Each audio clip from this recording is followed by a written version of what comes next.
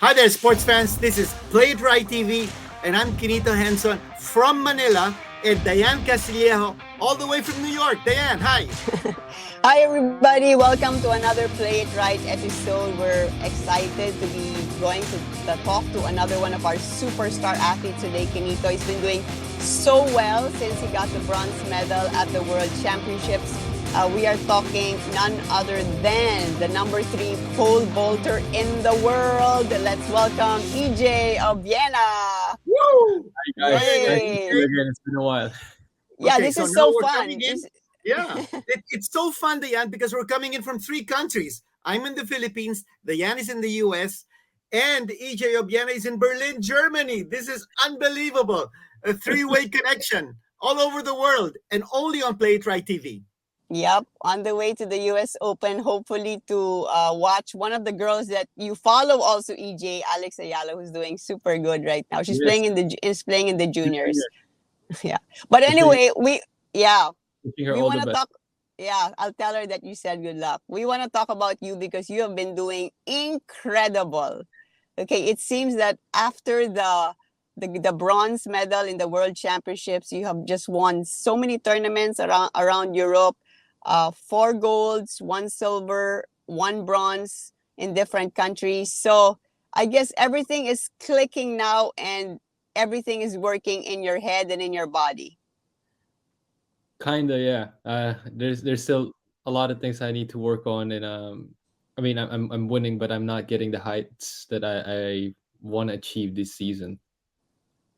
Well, I can see the aura in your face and the good vibes that you exude, EJ. And Diane just mentioned your collection of medals. Every single competition you've entered over the last 2 weeks, you've had a podium finish. It's getting to be a habit, and it's going to be a wonderful habit for you. Looking forward to the 2024 Paris Olympics. But EJ, tell us about your runoff with Mondo Duplantis in Brussels. Everybody's talking about that. You won the gold, you got the silver. You didn't get exactly the height you wanted, but hey, anytime you beat Duplantis, Yes. he hasn't been beaten in how long? In like 20 competitions? EJ, how did that feel? I mean, it feels great. To be honest, it feels great because of the win, not really because I beat him. Makes it a little bit more special, of course. Um, but to be honest, this one, a credit to Vidali. He made a lot of good calls. Like really, I was kind of arguing with him. It's like, are you sure this and that? It's like, yeah, just do it, do. And he made the right calls. Those tactic wise, like those moves that he wanted to do in the positioning of the bar. He called it right. Wow, so valuable talaga to have a coach like him, no? But I'm really Yes, curious, it's kind of like, uh, Kyrgios beat Medvedev, beat the world number 1. No matter what the conditions, whenever you beat the world number 1, it's still incredible. So, how was it between you and him? Because for the first time, he didn't jump over 6, diba? And normally, jumping 6 for him is like he can do it in his sleep.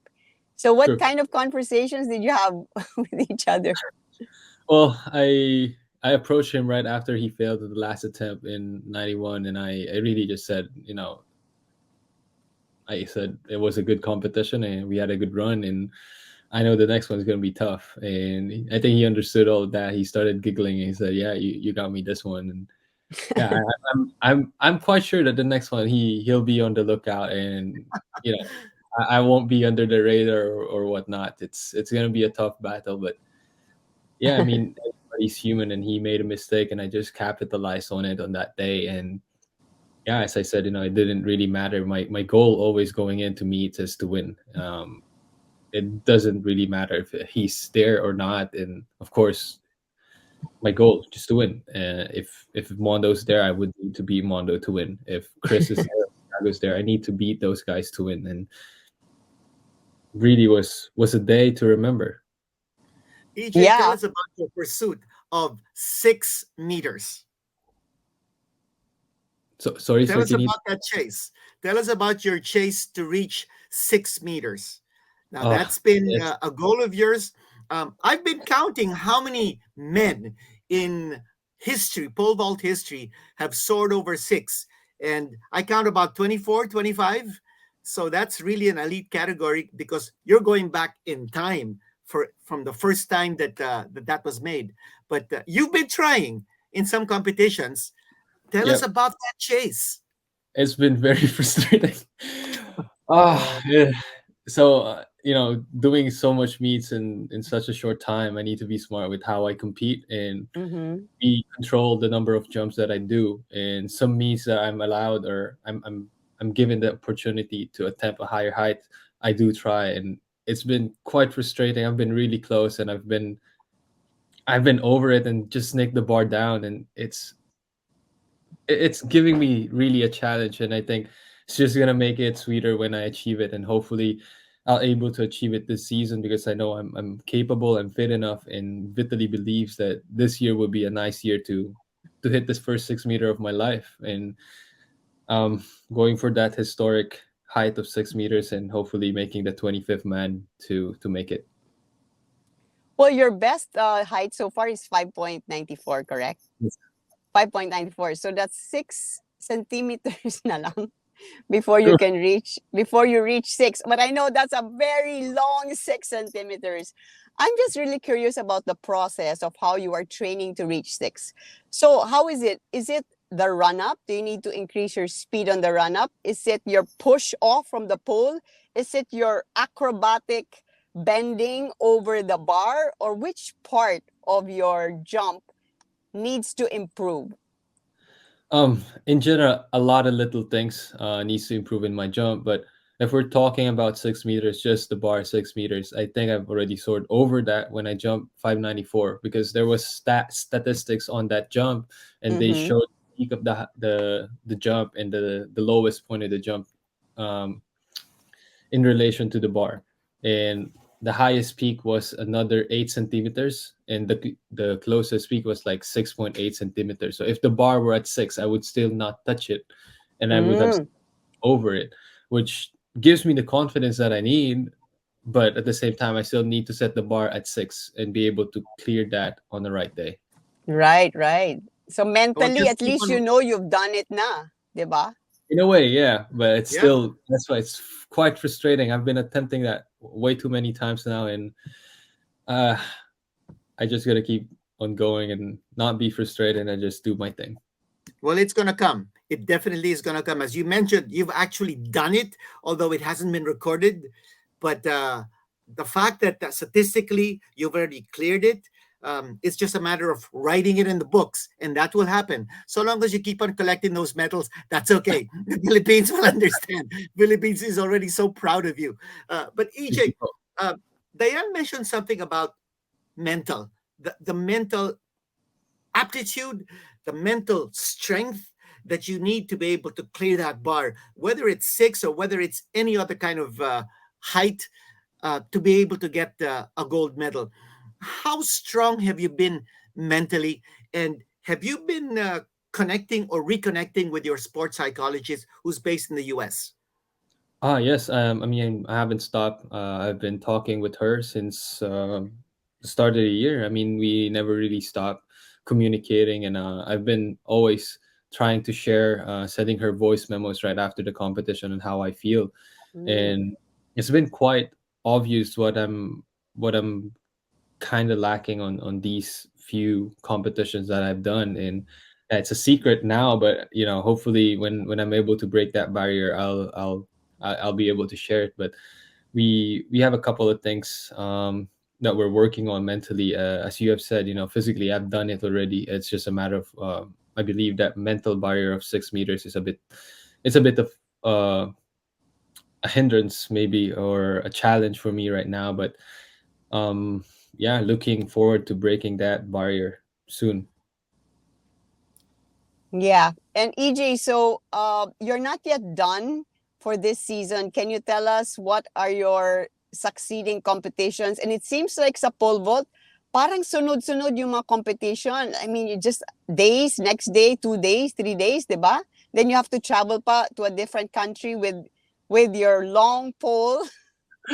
It's just quite unfortunate because I'm doing two levels of competition, so I wish I could just stick on the Diamond League competition, Mm-hmm. but I'm lacking points due to the Miss Indoor World Championship. It's still still haunting me until the next World Indoors. It's still gonna haunt me. So I need to do an Oh. extra effort to keep my ranking to where I'm at by doing two of the tiers. So I'm doing World Continental Tour and the Diamond League Series, which unfortunately from time to time they're gonna be close to each other, which would definitely make it a challenge to perform the way I need to perform on both. Um, but Kaya pala. Kaya pala yeah, marami. yeah, It's double it's, time. it's not normal. This is not normal. So Yeah, yeah, I was just wondering that because I noticed like you're in Brussels and the next day you're in Germany, it's Holland. it's not fun with those 5 meter pole. As I said, it's not ideal at all. Sorry, I totally lost the question that you were So asking me. how many more tournaments until the end Yeah. of the year? Can you give us sort of your rundown up till Well, the end of 2022? so right now I have two. I have two left. I'm hoping to get a call for the Diamond League final in Zurich, which would be happening on the 8th. Unfortunately, I missed two of those. I basically missed four of the six competition in the Diamond League race. So I missed two because of Sea Games, which was the day before my competition in Hanoi, the Doha leg of Diamond League, and I missed the Eugene, which is a few days after Hanoi, and then I got COVID in Mm. June. No, yeah, around June, and I missed the leg in Oslo in Paris.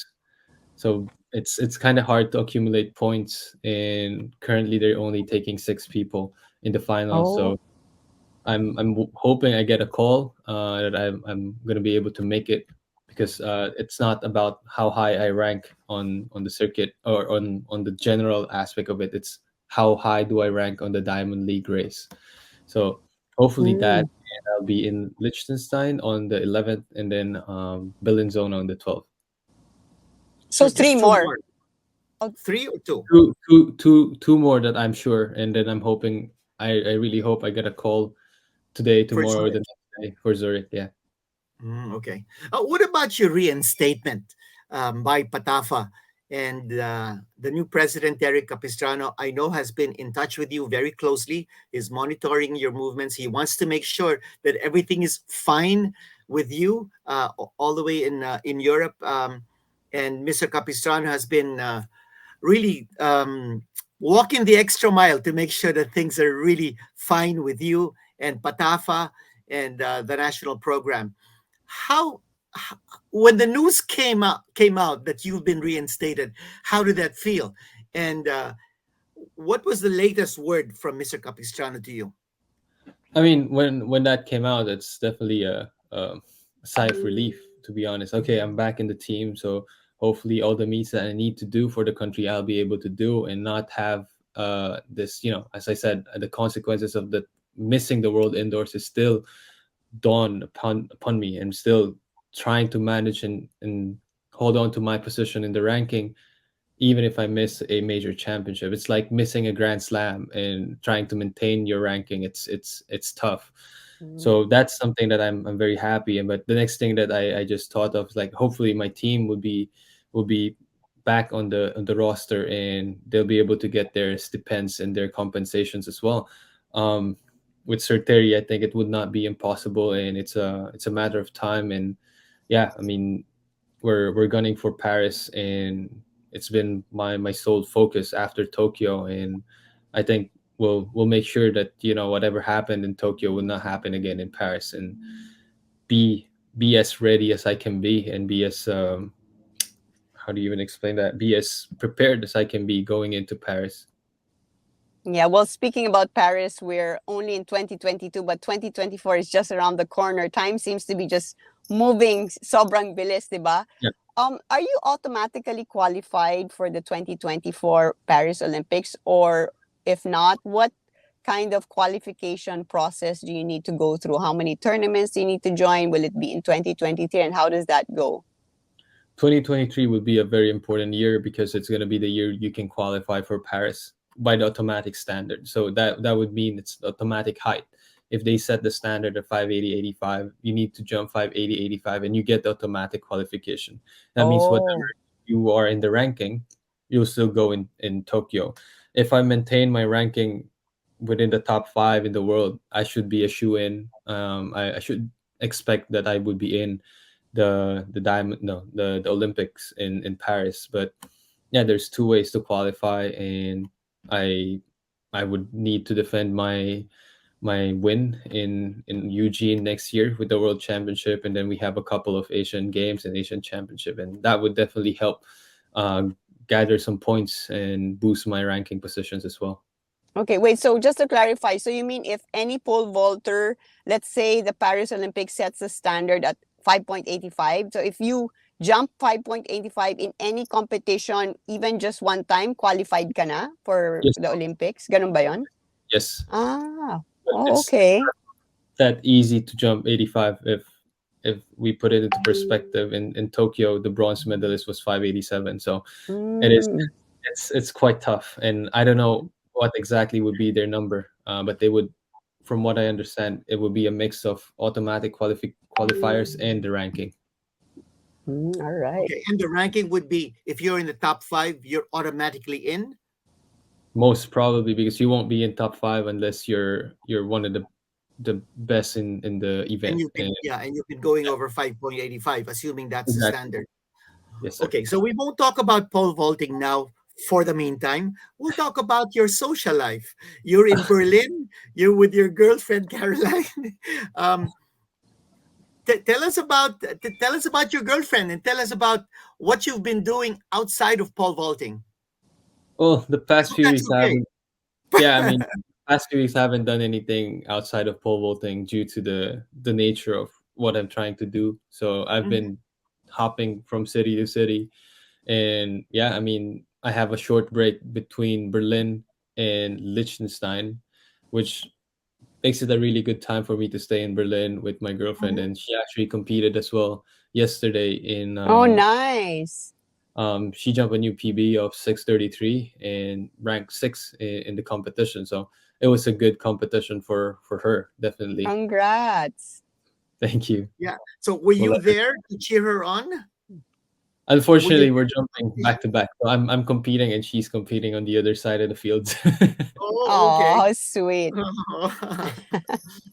Nice naman, but I guess just the presence of being there is encouragement enough, 'di ba? Na you know that there's someone there within a close distance that's really cheering for you and caring for you, 'di ba? So please tell her super thanks for all the support that she's giving you. And EJ, I'm sure you wanna be able to thank again all the people who are always supporting you. Every time we post about you or even just give out the news of your victories, you can see that Filipinos are so proud of what you've been doing. So what's your message for sa lahat ng mga Pinoy na sumusuporta sa iyo?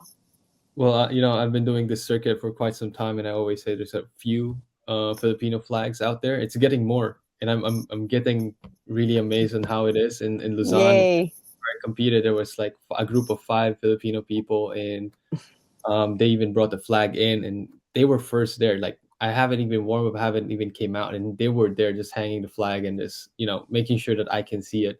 And to everyone that's been really trying their best to watch my competition, I really do appreciate you guys. It makes me want to win because I don't want to show a bad competition in front of my fellow Filipino, and I want to put them at the top of the top where they belong. And to everyone who's been following my journey, you guys are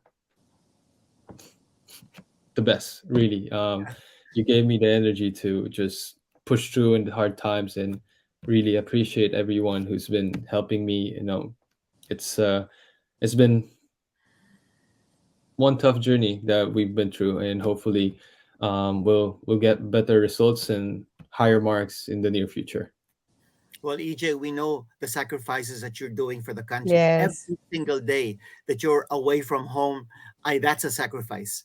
And for you to have stayed away from your family for over 4 years now and Yes. counting, um, yeah, our heart goes out to you. I think every Filipino, as Diane said, is very proud of you and is we're all very grateful that you're Yes. doing this for our country because this is for our honor.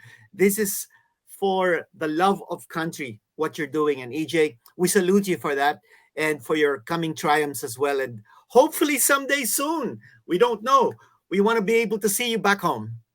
Thank you so much, Sir Kinito. Yes, thank you for staying in the game, for not giving up. And you see it's starting to pay off. So Yes, happy Miss. for you, EJ. Thank you. And And thank we you for always playing it right.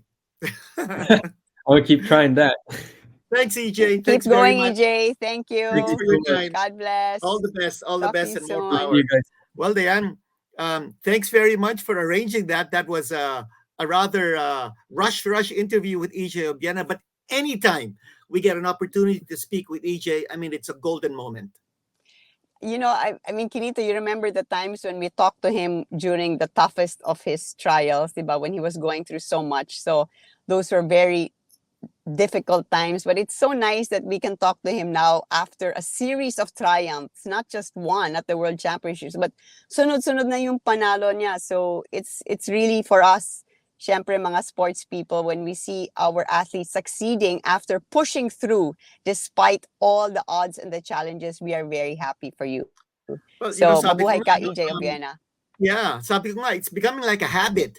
A podium finish is almost like a natural thing for EJ every time he enters a competition.